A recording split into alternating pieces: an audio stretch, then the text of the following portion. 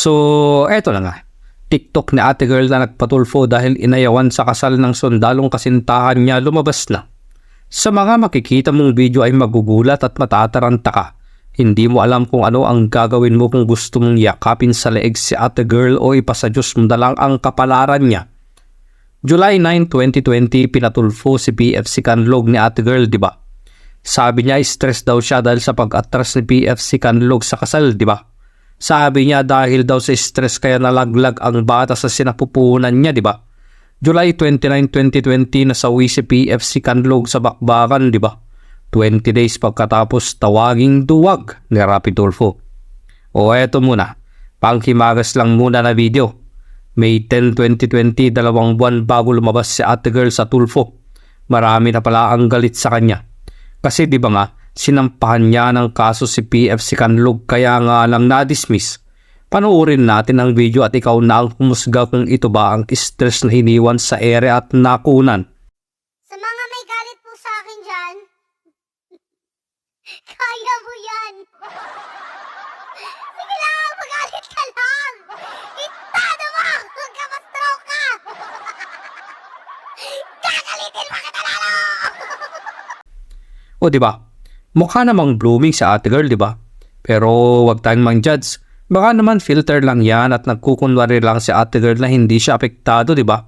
Pero bakit nung kausap ni Tulfo tila baga aping-api siya at may paiyak-iyak pa? Magaling lang bang magdrama si ate girl para makakuha ng simpatya o talagang nasaktan siya dahil sa pang-iwan sa kanya o dahil sa ATM na nawala? Ang mga netizens kaya, ano ang mga comments sa ilalim ng video na yan? Basahin natin. Ba't parang baliktad yata ang RTIA sa reaction mo? Parang wala lang sa kanya. Marami ditong ATM, baka gusto mo. Tirador pala ng mga sundalo tong mga to. Aba teka lang, bakit sinabi ng ate na mga to? Dahil sa TikTok account niya ay may babae din siyang kasama na jowa yata ng isa ding tropa. Ito tropa? O ito ba? Kapatid kaya niya? Baka ba nasabi ni ate girl ng mga to?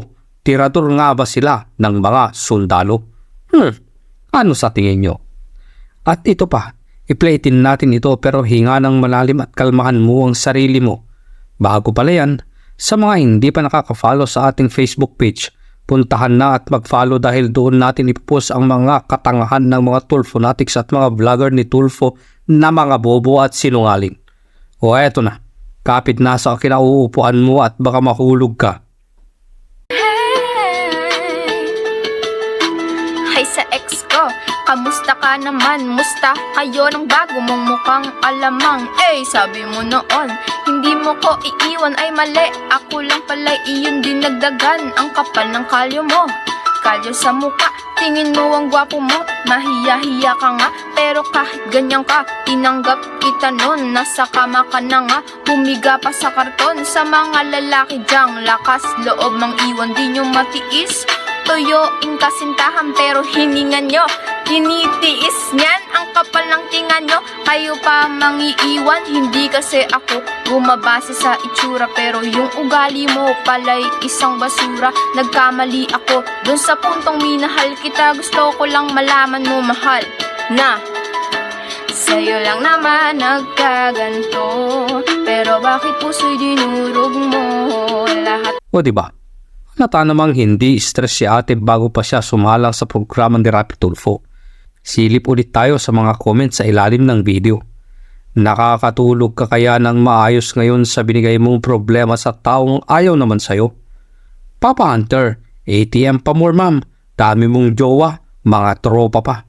Bilang isang babae, nauunawaan kita na masakit nga yung nangyari sa'yo girl, pero sana naman hindi mo nalang dinaan sa Tulfo.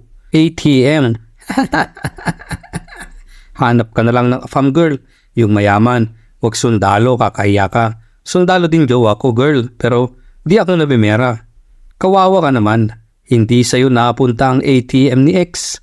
Patay na ex mo, so ngayong hanap bagong sundalo, tapos pajurpet ulit. Wah! ATM ulit. Kapal ng mukha mo, babae ka. Sarap mong sapakin.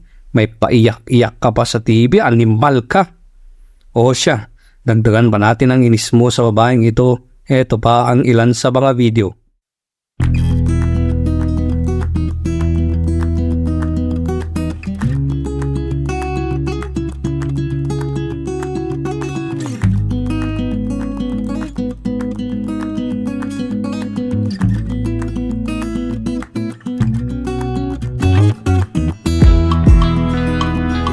Ano gusto mo maging ano?